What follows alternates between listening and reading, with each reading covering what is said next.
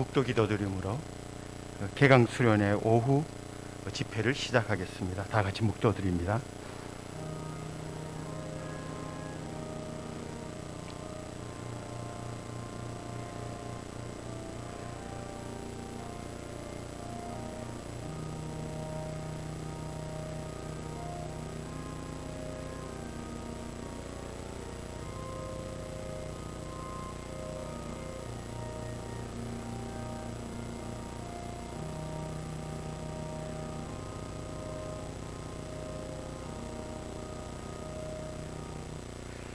살아계시고 살리시는 하나님 아버지, 생명의 능력의 말씀을 사모하여 오후에 다시 모였습니다. 오직 주님 말씀하여 주시고 우리가 듣게 사오니 성령님 도와주시옵소서. 예수님의 이름으로 기도합니다. 아멘. 212장으로 하나님 찬양 드립니다.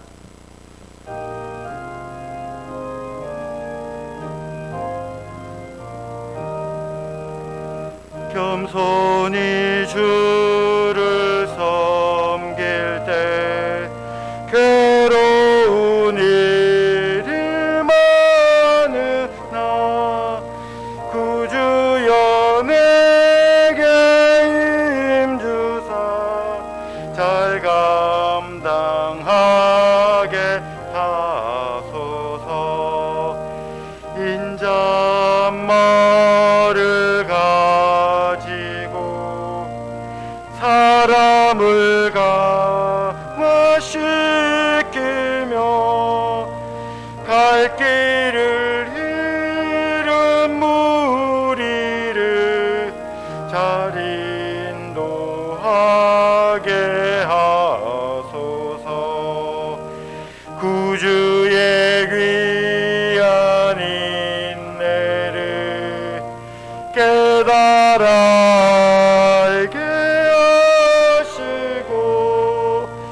굳건한 믿음 주셔서 늘 승리하게 하소서.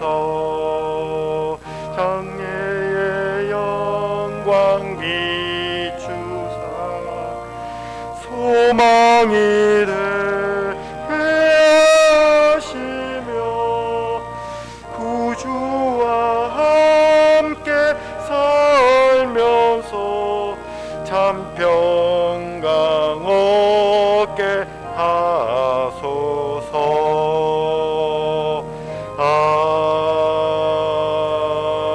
아멘. 우덕인 원우회장 기도 인도합니다.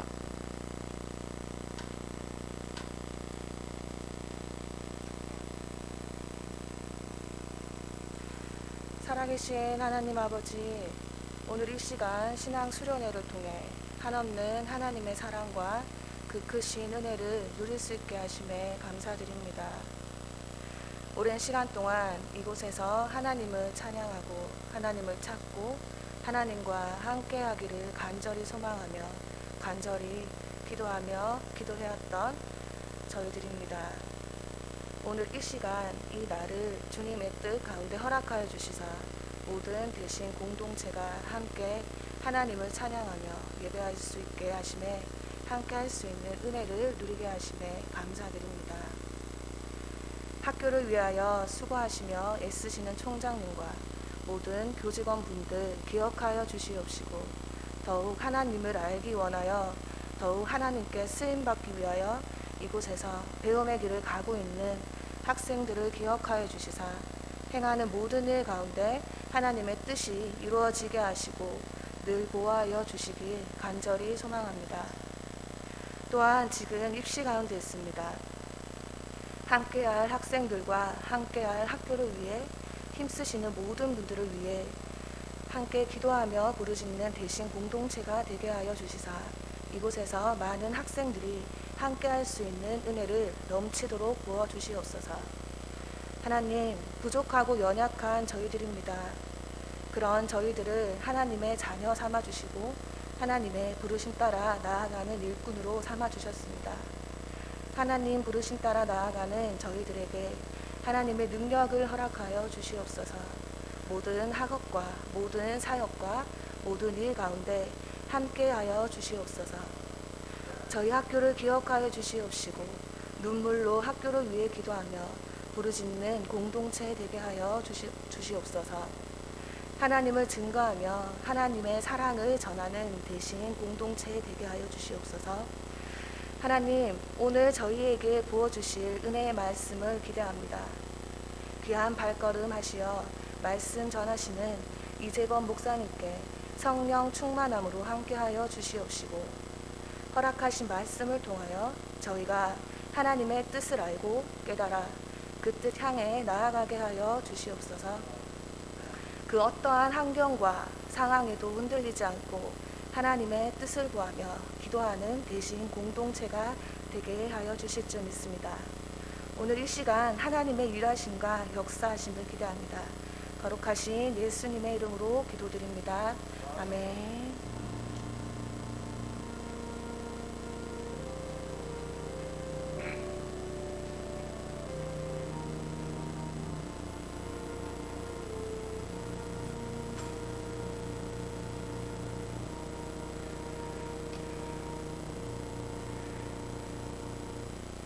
오늘 우리에게 주시는 하나님의 말씀 구약성경 역대하 20장 1절에서 4절 대독하겠습니다. 구약성경 역대하 20장입니다.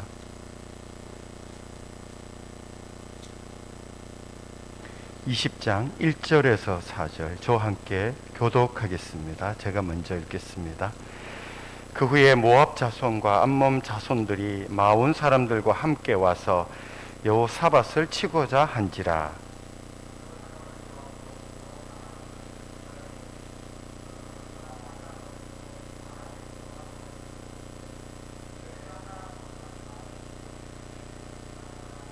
여호사밧이 두려워하여 여호와께로 낯을 향하여 간구하고 온 유다 백성에게 금식하라 공포하며 다 함께 유다 사람이 여호와께 도우심을 구하려 하여 유다 모든 성읍에서 모여와서 여호와께 간구하더라. 아멘. 우리 최대해 총장님 나오셔서 강사 소개 그리고 광고 그리고 감사장 전달식을 가지도록 하겠습니다.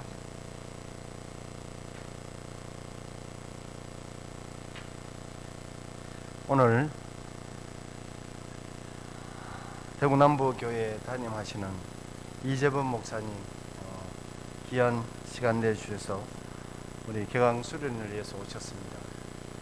오늘 이 목사님 열정적인 어떤 목회와 하나님 닮은 그 사역을 남부교회에서 정말 열심히 하고 계시는 목사님입니다. 우리 여러분들께서 목사님 말씀 주실 때 은혜 많이 받으시고 또 우리 대신대학교가 하나님의 선지동산으로서 역할을 어떻게 감당해야 할 것인가를 되돌아볼 수 있는 귀한 시간 되었으면 합니다. 우리 목사님 대신대학교를 위해서 오늘 또 장학금도 가지고 오셨어요. 여러분들께서 항상 교회에서 성도들이 어렵고 힘든 시간에 십시일반으로 헌금으로 모아주신 장학금 우리가 잘 쓸 수 있도록 여러분들 늘 기도해 주시고 교회에서는 아껴 쓰면서 선지학교라고 우리가 줄 때 그거 받아서 우리가 더 귀하게 쓸 수 있도록 여러분 기도해 주시기 바랍니다. 일단 우리 목사님 오시는데 박수 한번 하도록 하겠습니다. 자, 그리고 네, 감사장 전달. 예, 감사장 전달. 장학금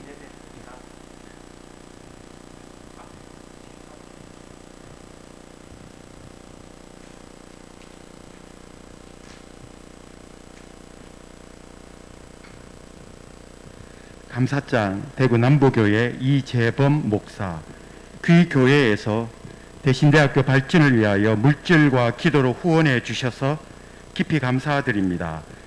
저희 대신대학교는 귀 교회의 기도와 후원에 힘입어 지성, 영성, 인성을 겸비한 하나님의 일꾼들을 양성하는 데 최선을 다하겠습니다. 2021년 9월 9일 대신대학교 총장 최대해.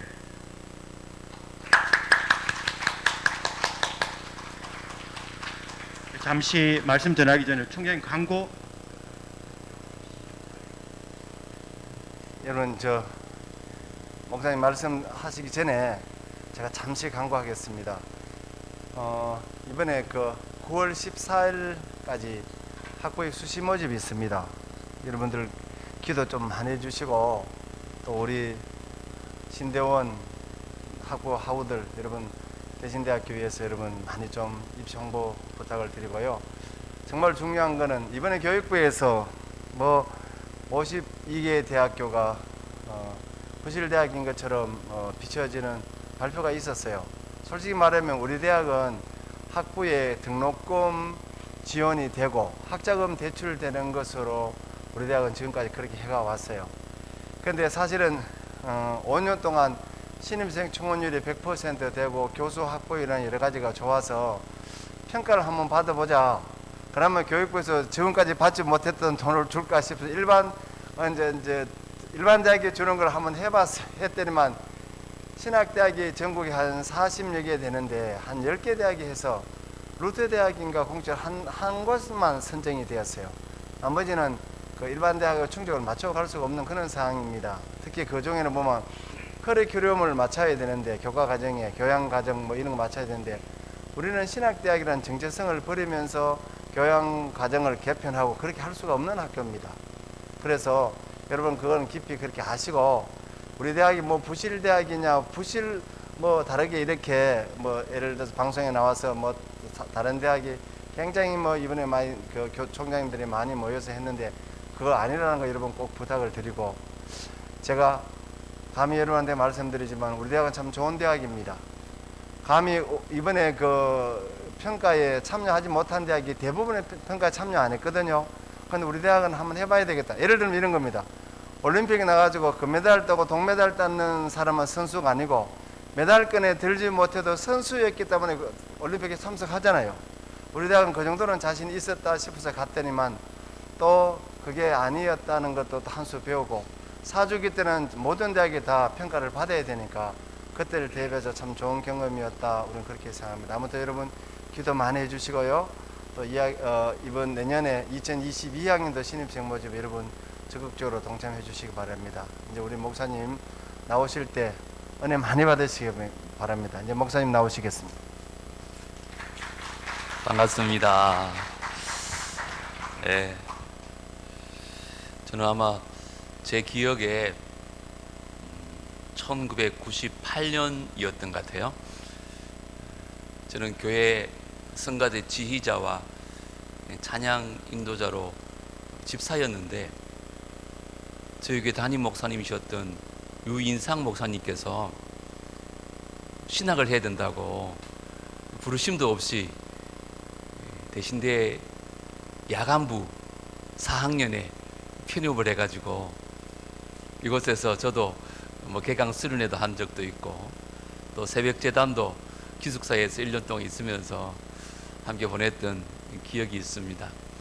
참 부족한 사람인데 또 이렇게 귀한 수련회 강서로 불러주셔서 감사하고, 늘 우리 대신대를 위해서 우리 총장님 얼마나 수고하시는지, 저도 우리 교인들한테 일주일에 한 번 정도는 문자도 보내고 카톡도 보내려고 노력하는데 우리 총장님 몇 번씩이나 이렇게 대신대에서 기도해 달라고 또 소식 있을 때마다 이렇게 문자 주시는 거 보면서 뭐 저에게만 주시겠습니까? 그죠? 되고 있는 많은 목회자들에게 도움을 요청하고 기도를 요청하는 귀한 총장님과 또 재단 이사장님, 여러 교수님들 감사드리고, 우리 한국교회가 또 특별히 대구 경북 지역에 있는 우리 합동측 교회가 살기 위해서는 대신대와 신대원이 살아야 한다, 그런 마음이 누구에게나 동일하게 있을 것 같습니다. 그 중에 앞장서서 수고하시는 분들께 부족하지만 다시 한번 주님 이름으로 축복하고, 또 이곳에서 주의 말씀을 배우고 또 학문을 연마하는 우리 학생들과 또 우리 신대원 전사님들께 축복합니다. 이번 수련회를 통해서 하나님의 놀라운 뜻을 발견할 수 있는 귀한 시간 되어지기를 바랍니다. 잠시 한번 기도하고 우리 말씀 보겠습니다. 하나님, 참 부족한 사람인데 주의 종을 이곳에 보내시고 오늘 귀한 교수님들과 학생들과 함께 말씀 나누고자 합니다.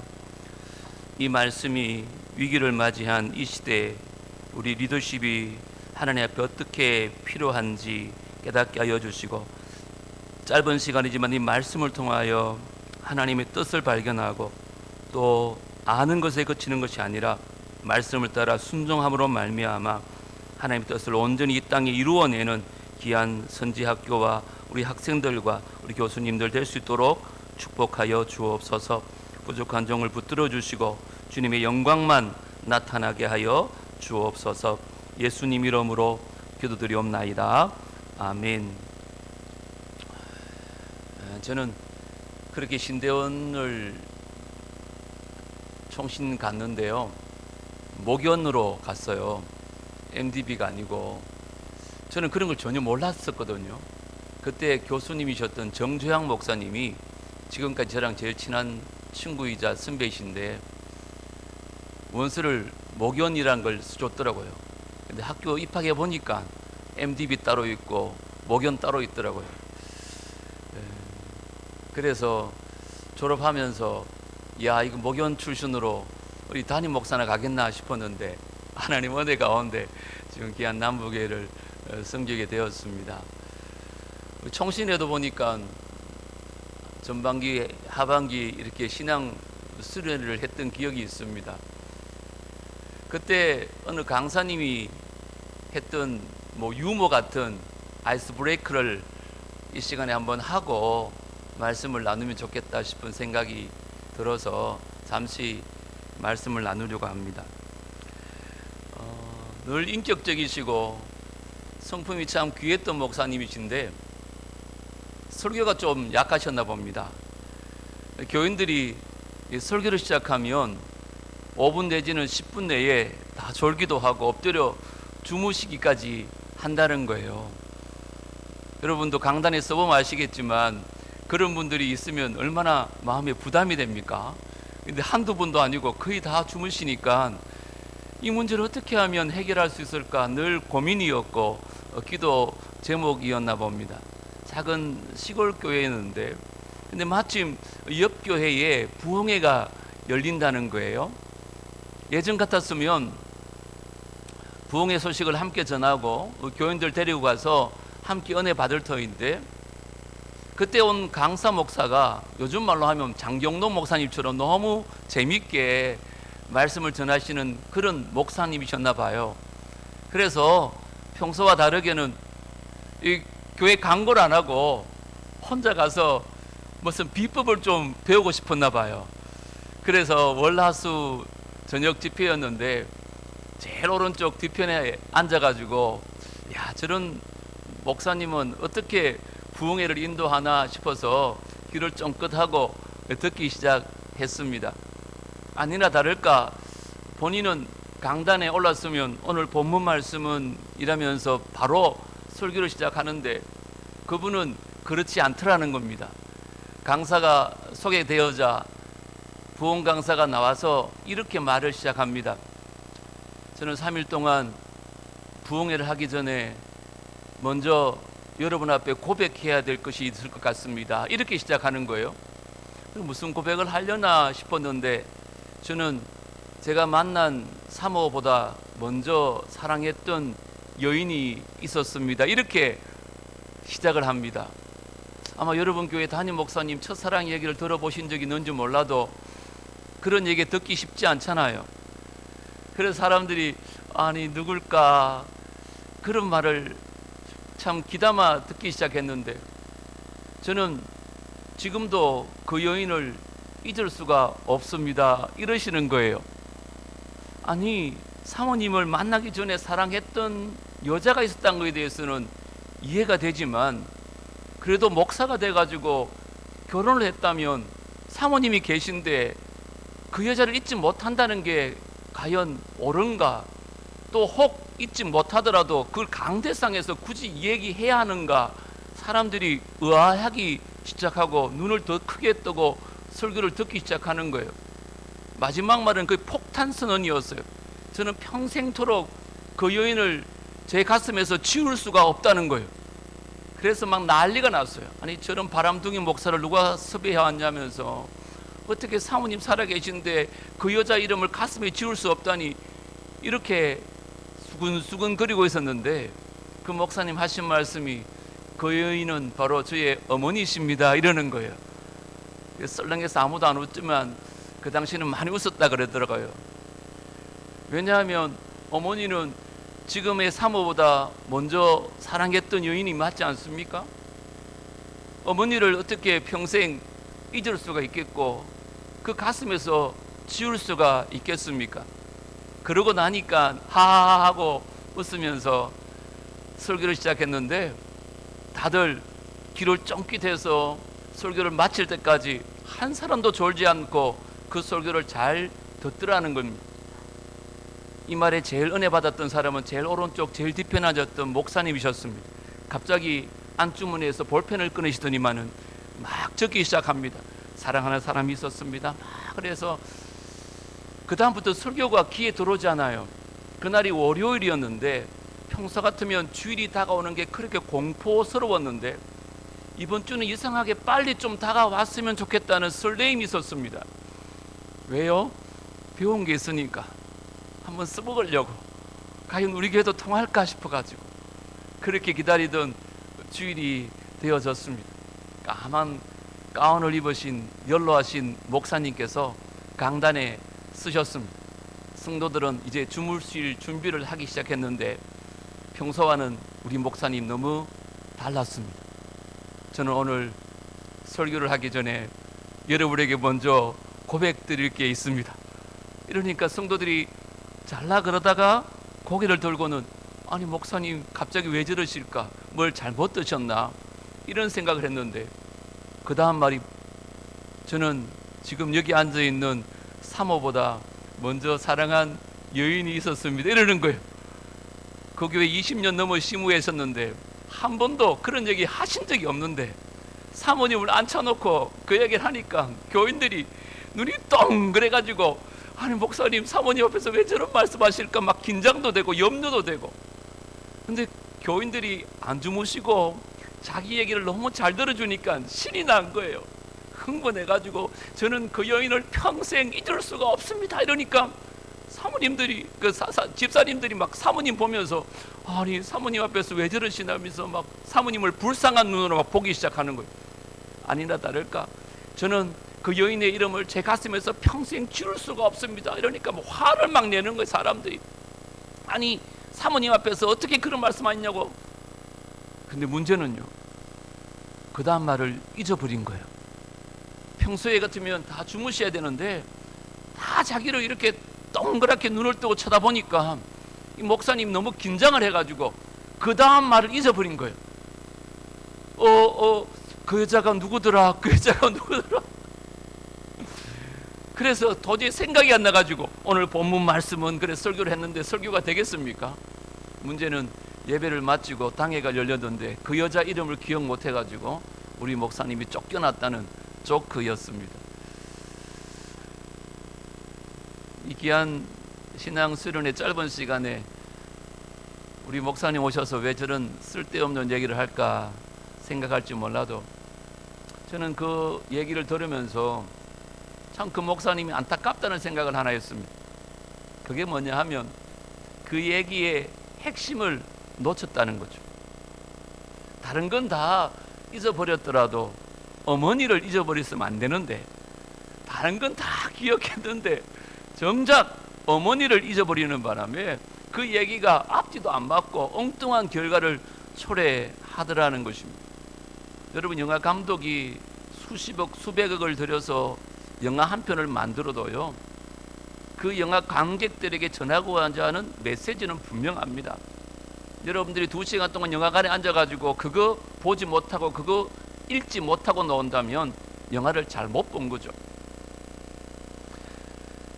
책을 쓰는 사람도 작가가 책 한 권을 써낼 때는요 그 두꺼운 책 속에 전하고자 하는 독자들에게 전하고자 하는 메시지는 분명합니다.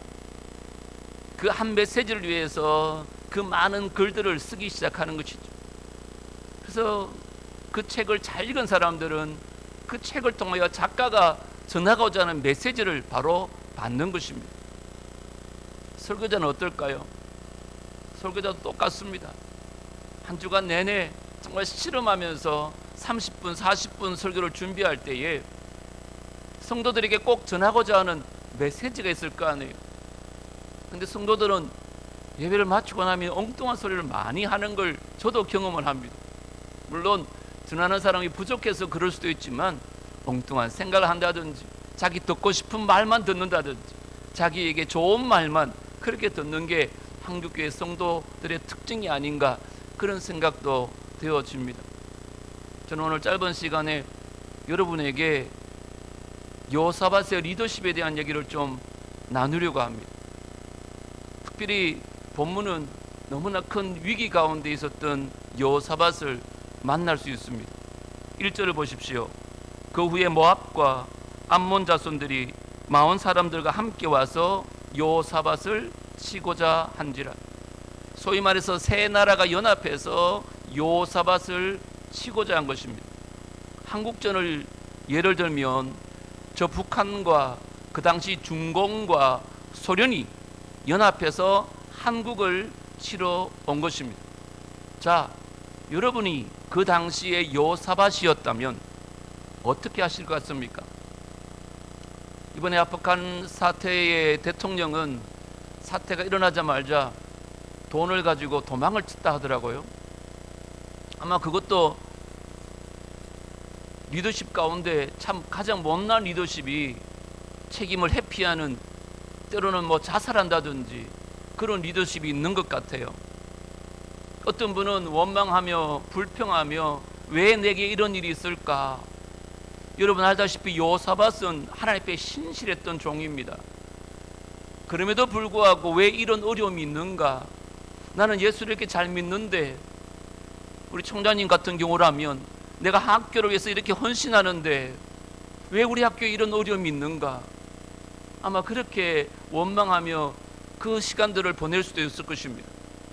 아니면 원조를 구할 수도 있겠죠.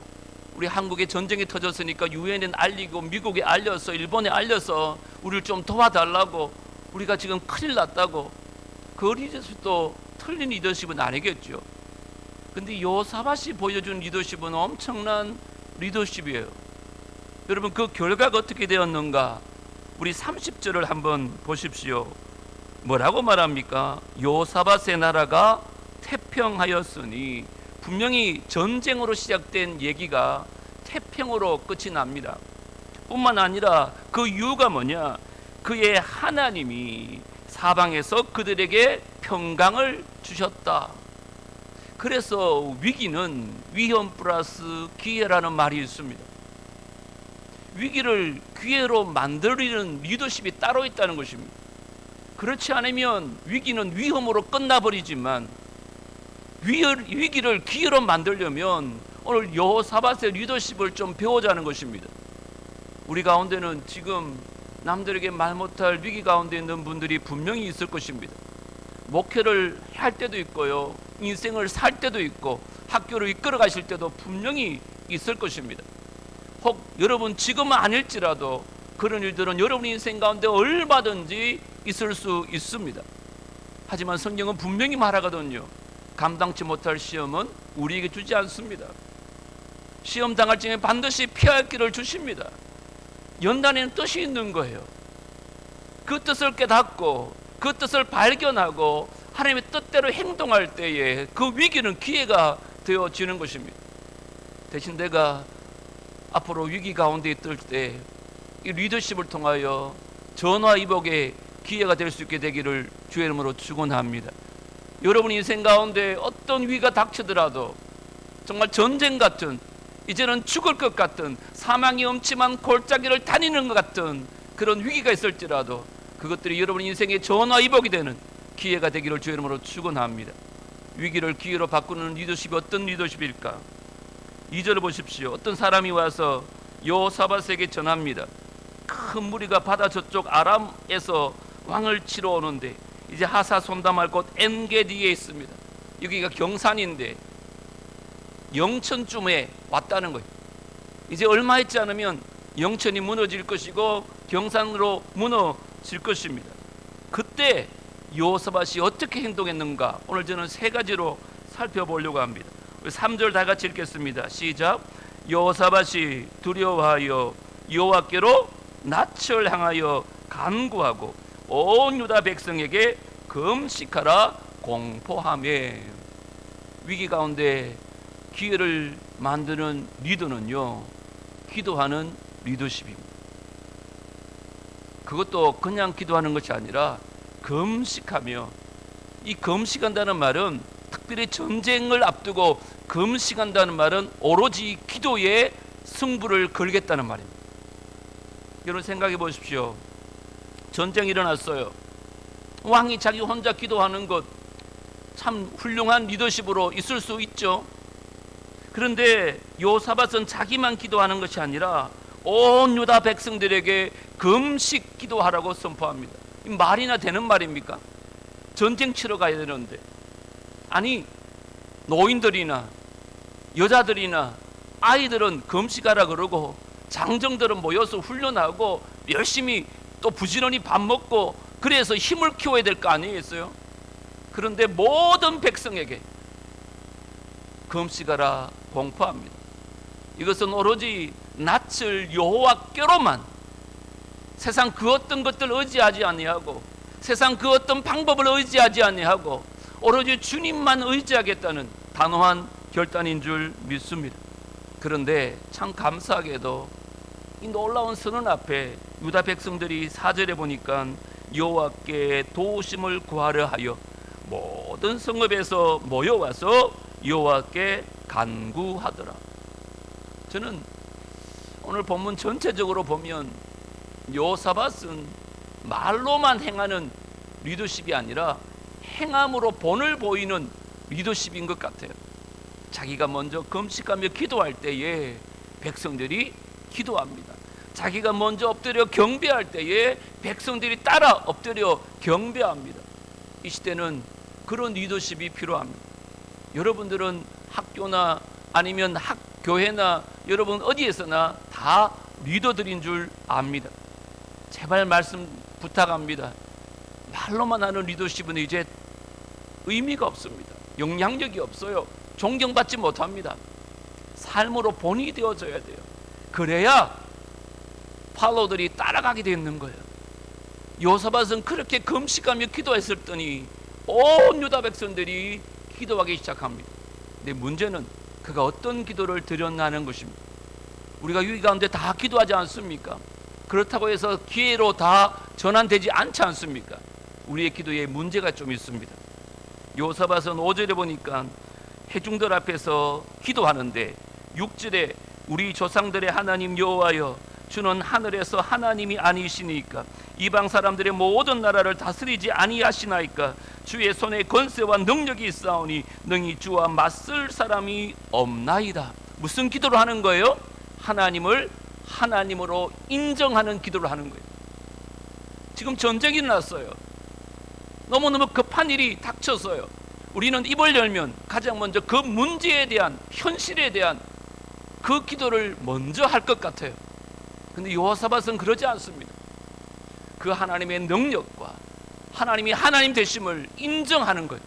하늘에 하나님이 아니십니까? 모든 나라를 다스리는 분이 하나님 아니십니까?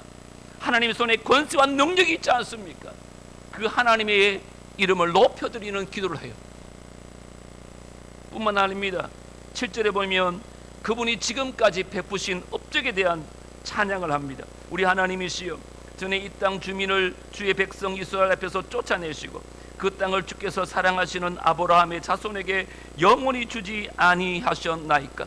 지금까지 하나님께서 우리를 얼마나 사랑하셨는지, 이스라엘 백성들을 얼마나 사랑하셨는지, 하나님께서 지금까지 베푸신 그 은혜와 그 업적을 찬양하는 기도를 합니다. 언제쯤 현실에 대한 기도가 나올까요? 여호사밧은 그 위급한 상황 가운데 하나님을 인정하고 하나님의 업적을 찬양하기 시작합니다. 더 나아가서 8절 보십시오. 그는 하나님의 언약의 약속을 붙듭니다. 그들이 이 땅에 살면서 주의 이름을 위하여 한 성소를 주를 위해 건축하고 이르기를, 만일 재앙이나 난리나 견책이나 전염병이나 기근이 우리에게 임하면 주의 이름이 이 성전에 있으니 우리가 이 성전 앞과 주 앞에 서서 이 환난 가운데에서 주께 부르짖은즉 들으시고 구원하시리라 하였나이다. 하나님, 솔로몬이 이 성전을 건축했을 때 주님 약속하지 않았습니까? 이 성전을 향해 기도할 때마다 모든 문제로부터 우리를 구원하겠다고 약속하지 않았습니까? 그는 하나님의 약속의 말씀을 붙들고 기도하기 시작합니다. 그 다음에야 겨우 10절에 보면 현실을, 지금의 문제를 주님 앞에 기도하기 시작합니다. 옛적에 이스라엘이 애굽 땅에서 나올 때에 암몬 자손과 모압 자손과 세일산 사람들을 침노하기를 주께서 용납하지 아니하심으로 이에 돌이켜 그들을 떠나고 멸하지 아니하였거늘, 주님께서 그렇게 말씀하셨기에 그때 그들을 멸하지 않았는데 이제 그들이 우리에게 갚는 것을 보옵소서. 그들이 와서 주께서 우리에게 주신 이 주의 기업에서 우리를 쫓아내고자 하나이다. 우리 12절 다 같이 읽습니다. 시작. 우리 하나님이여 그들을 징벌하지 아니하시나이까. 우리를 치러 오는 이 큰 무리를 우리가 대적할 능력이 없고 어떻게 할 줄도 알지 못하고 오직 주만 바라보나이다 하고, 이게 그의 마지막 기도입니다. 여러분, 이 현실 앞에 자기의 무능함을, 자기의 무지함을 고백합니다. 하나님, 우리를 치러 오는 큰 무리 앞에 나는 능력이 없습니다. 나는 어찌할 줄도 알지 못합니다. 나는 무능합니다. 나는 무지합니다. 여러분, 사실은 이게 그냥 성경책에 기록되어져 있으니까 감상적으로 넘어갈 수 있지만 현실로 돌아오면 이거는 있을 수가 없는 리더십입니다. 우리 청장님이 예를 들어서 교회가, 학교가 위기 가운데 있는데 나는 이 문제를 어떻게 할 능력이 없어요. 여러분, 저는 어찌할 지혜도 없습니다. 나는 무능합니다. 나는 무지합니다. 이러면 여러분들이 막 박수치면서 그 리더십을 인정하겠습니까? 아무 그렇지 않을걸요. 아마 총장 바꾸자 그럴걸요.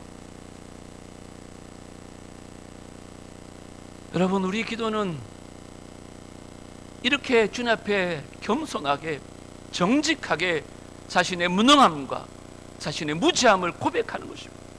그래서 여호와만 바라보는 것입니다. 주만 바라보는 것입니다. 왜요? 능력은 주께만 있으니까, 지혜는 주께만 있으니까. 그렇게 주님을 의지하는 마음으로 여호사밧은 기도했던 것입니다.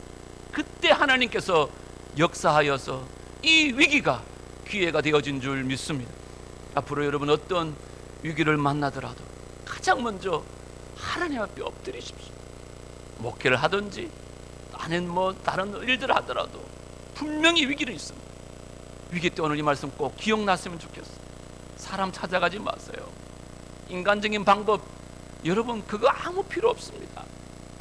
하나님 앞에 엎드려 기도하면 하나님께서 역사하시기 하는, 오늘 본문에 복병을 두어서 역사하신 하나님의 역사가 여러분 인생 가운데 일어나서 모든 위기 가운데 기회를 만들 수 있는 귀한 리더십의 소유자 될 수 있는 우리 모두가 되어지기를 주 여러분을 축원합니다. 두 번째, 여호사밧은 오늘 본문에서 보는 것처럼 위기 가운데 겸손의 본을 보이는 리더십이었습니다. 오늘 12절에도 자기의 무능함과 무지함을 고백하지만 14절에 보시면 여호와의 영이 회중 가운데에서 레위 사람 야하시엘에게 임하였으니, 여러분 생각해 보세요. 예를 들어서 제가 우리 교회에 막 이렇게 위기 가운데 앞에 서서 막 기도합니다. 회중들은 앞에서 목사님만 바라보고 있습니다. 나의 무능함과 무지함을 위해서 기도하고 주님 임하여 달라고 기도합니다. 그때 성령이 임하면 누구에게 임하면 제일 좋겠습니까? 제게 임하면 제일 좋겠잖아요. 오늘 본문으로 여호사밧에게 임하면 얼마나 좋겠어요. 그런데 누구에게 임했어요? 야하시엘에게 임한 거예요. 야하시엘이 누구냐? 아삽의 자손 마따나의 손손이요 여일의 증손이요 브나야의 손자요 스가랴의 아들이더라. 한참 어린 아들이나 봐요. 그런데 이 야하시엘이 말합니다. 온 유다와 예루살렘 주민과 여호사밧 왕이여 들을지어다. 예를 들면 우리 손민영 전사님이 저희 교회 제일 막내 전사님이에요. 우리 부교육자가 저를 합쳐서 한 10명 정도 있고요. 성도들이 몇 되는데요. 제가 막 한참 이렇게 막 연설하고 기도하고 있는데 선교사님이 손을 벌떡 들 때만 우리 장로님들, 권사님들, 우리 담임 목사님 제발 들으세요 이러면서 하나님의 영이 제게 임했어요. 그래요. 제가 그러면 어떻게 하겠어요? 전사님 좀 조용히 주세요. 지금 나설 때가 아닙니다. 그러면서 덩치 큰 이기동 목사님들 시켜가지고 우리 선교사님 쫓게 데려 나가달라고 아마 저는 그랬을 것 같아요. 그런데 그가 하는 말은 이 말입니다. 이 큰 무리로 말미암아 두려워하거나 놀라지 말라. 왜요? 이 전쟁은 너희에게 속한 것이 아니라 하나님께 속한 것이다. 내일 너희는 그들에게로 내려가라. 그들이 시스고개로 올라올 때에 너희가 골짜기 어귀에 덜 앞에 있을 터인데 이 전쟁은 너희가 싸울 것이 하나도 없다. 보라, 여호와가 구원하는 것을 너희가 목격하게 될 것이다. 여호와가 너희와 함께 할 것이다. 18절 다 같이 읽습니다. 시작. 여호사밧이 몸을 굽혀 얼굴을 땅에 대니 온 유다와 예루살렘 주민들도 여호와 앞에 엎드려 여호와께 경배하고. 저는 이 부분이 너무너무 감동적이고 제가 가장 부족한 부분인 것 같아요. 그는 주님 앞에서 겸손했습니다. 이왕이면 하나님의 신이 성령이 자기에게 임하여서 자기에게 주신 말씀, 이 전쟁은 하나님께 속했습니다. 여러분 두려워하지 마십시오. 놀라지 마십시오. 그랬더라면 얼마나 좋겠습니까? 그런데 여호와의 신이 자신에게 임한 것이 아니라 자신이 그렇게 기도했는데 그 위기 앞에서 그렇게 기도했는데 신은 엉뚱하게 손전사 앞에 있는 그 전사님이 말씀하는데 그 앞에 어떻게 해요? 몸을 굽혀 얼굴을 땅에 대니. 이스라엘 민족들 하나님 앞에 경배하는 모습 가운데 가장 놀라운 경배가 얼굴을 땅에 대는 것입니다. 자기를 가장 낮추는 행위 중에 더 이상 낮출 수가 없잖아요. 얼굴을 땅에 대었는데 그만큼 하나님을 높여드린 거죠. 성경은 분명히 말합니다. 하나님은 겸손한 자에게 은혜를 더하시고 교만한 자를 대적하십니다. 저는 제 주변에도 훌륭한 목사님들 참 많은데 어느 날 하루아침에 교회가 큰 어려움을 당하고 또 더 나쁜 결과를 맞이하는 귀한 목사님들 많이 봅니다. 여러 가지 원인이 있겠지만 저는 하나 문제를 지적하라면 그 애가 조금 더 겸손했더라면, 조금만 자신을 죽일 수 있었더라면. 저는 성덕교회에서 부목사 시절을 오래 했습니다. 제가 섬겼던 유리주 목사님께서 늘 하신 말씀이 지도자가 죽어야 된다. 제일 중요한 사람이 죽어야 된다. 그 목사님은 늘 그러셨어요. 당이랑 문제가 있으면 목사님이 그냥 양보하고, 그러니까 교회 아무런 문제가 되지 않더라고요. 다음 달에 한 번만 더 생각해 보십시다. 그럼 몇 달 지나가면요, 장로님들이 다 목사님 의견대로 따라주는 거예요. 근데 그걸 견디지 못해가지고 내 말 안 듣는다 그러고 나를 안 따른다 그러고, 그러다 보니까 갈등이 생기고 그 갈등이 큰 화를 일으키는 것입니다. 제가 그때 배웠어요. 나도 목회할 때 저렇게 해야지.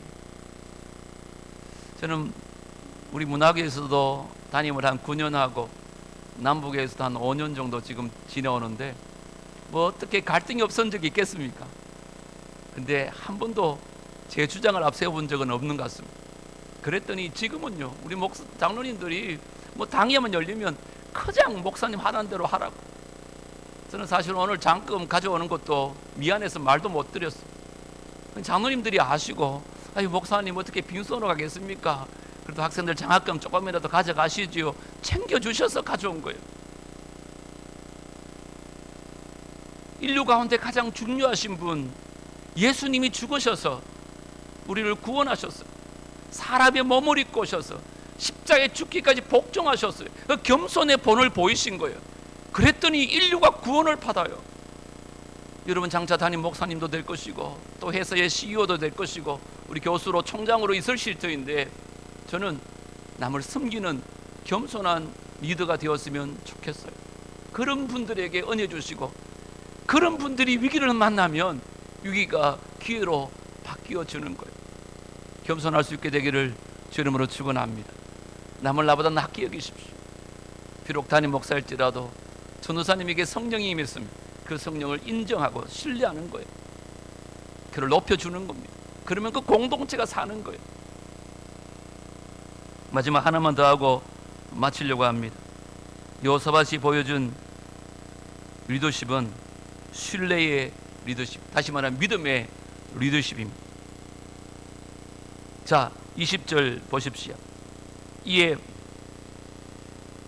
백성들이 아침에 일찍 일어나서 드고와 들로 나갈 때 여호사밧이 서서 이르되 유다와 예루살렘 주민아 내 말을 들을지어다. 너희는 너희 하나님 여호와를 뭐하라고요? 신뢰하라. 그리하면 견고히 있으리라. 그의 선지자들을 뭐하라고요? 신뢰하라. 그리하면 형통하리라 하고. 비록 위기 가운데 있지만 여호와를 신뢰하면 우리는 다시 견고히 하게 될 것이고 그 선지자의 말을 신뢰하면 그런 자에게 형통을 줄 것이다. 그는 그런 믿음이 있었어요. 믿음이 세상을 이기는 것입니다. 어떤 위기 가운데 있더라도 하나님은 여러분의 믿음을 보고 싶으신 거예요. 믿음을 보시고 하나님 역사하는 거예요. 그 믿음이 어떻게 나타납니까? 21절 백성과 더불어 의논하고 노래하는 자들을 택해서 거룩한 예복을 입히고는 군대 앞에서 행진하며 여호와를 찬송하여 이르기를. 그 찬송가 가사가 뭡니까? 여호와께 감사하세 그의 인자하심이 영원하도다 하게 하였더니. 여호사밧이 찬송가를 골라준 거예요. 제가 오늘 섭외를 받고 목사님 설교 전에 찬송이랑 설교 후에 찬송을 하나 골라주세요 그러더라고요. 제가 설교 후에 찬송이 뭔지 알아요? 전쟁은 너에게 속한 것 아니니, 이 본문의 말씀을 가지고 만든 최덕신 형제의 찬양이잖아요. 그렇듯이 여호사밧이 이 전쟁 치러 나가는 군사들에게, 백성들에게 우리 이 찬양하자. 그 찬양 가사가 뭐라고요? 여호와께 감사하세 그 인자하심이 영원하도다. 여러분 이 찬양 제대로 고른 거예요? 잘못 고른 거예요? 잘못 골랐죠. 지금 죽으러 갈지 있는데, 지금 죽을지도 모르는데, 전쟁이 일어났는데, 위기 가운데 있는데 뭐가 감사해요?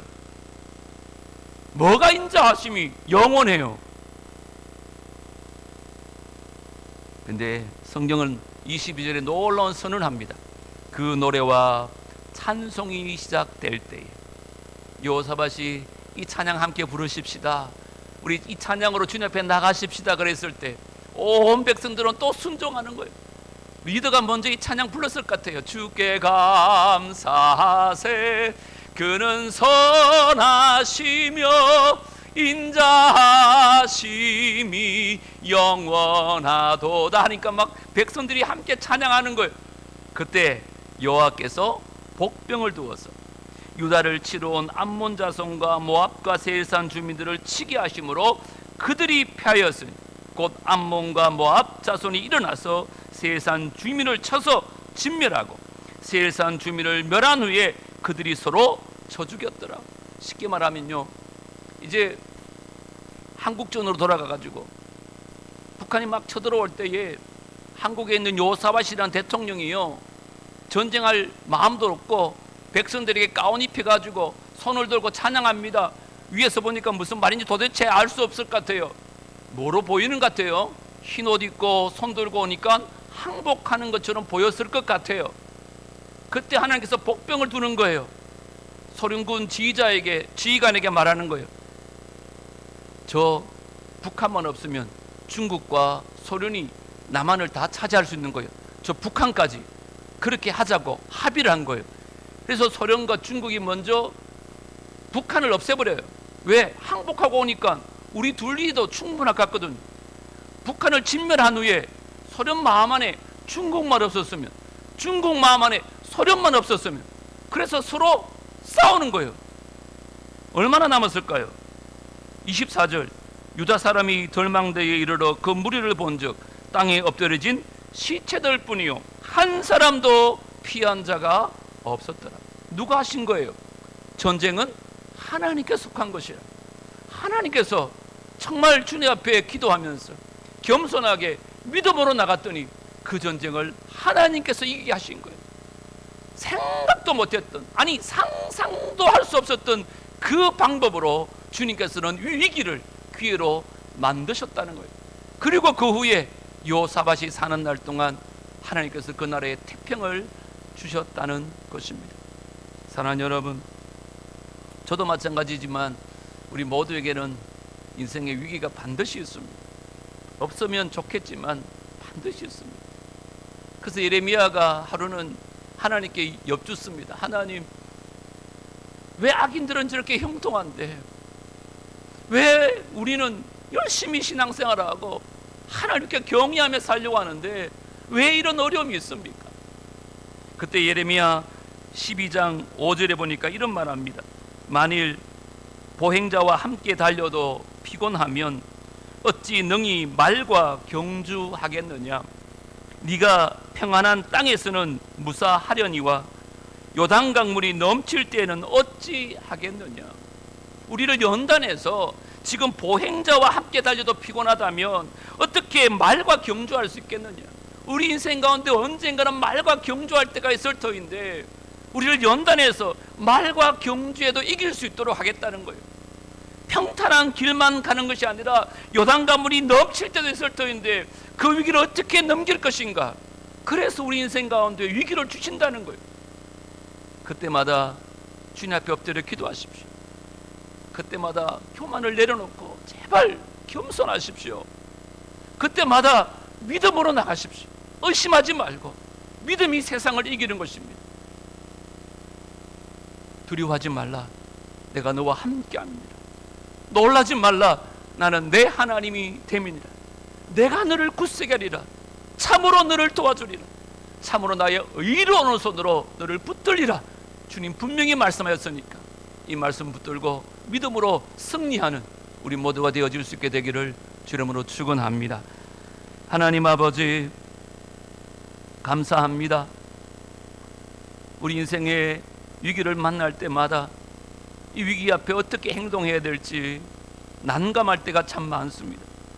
때로는 도망치고 싶고, 때로는 나에게 왜 이런 일이 생기는가, 이 학교에, 이 교회에, 우리 부서에 왜 이런 일이 있어야 되는가 원망하며 불평할 때도 얼마나 많았는지, 우리를 연단하시기 위한 하나님의 뜻인 줄 믿고 그 앞에 엎드려 기도하고 더욱더 겸손하고 더욱더 믿음으로 행동해서 주님 이 위기를 기회로 만들 수 있는 우리 모두가 되게 하여 주시옵소서.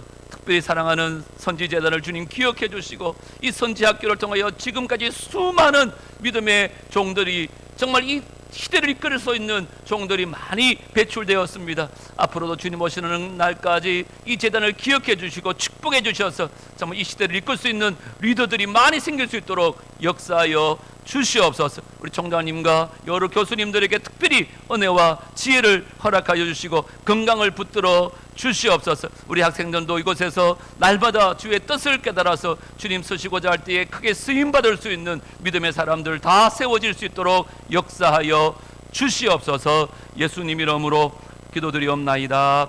아멘. 아유, 찬양의 기회를 주셔서 감사합니다. 우리 찬양하십시다. 세상의 유혹 시험이 내게 몰려올 때에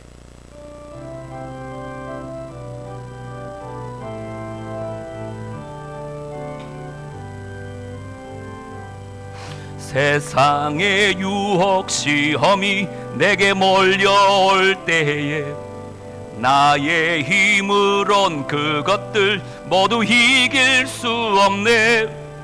거대한 폭풍 가운데 위축된 나의 영혼 어찌할 바를 몰라 헤매이고 있을 때 주를 찬양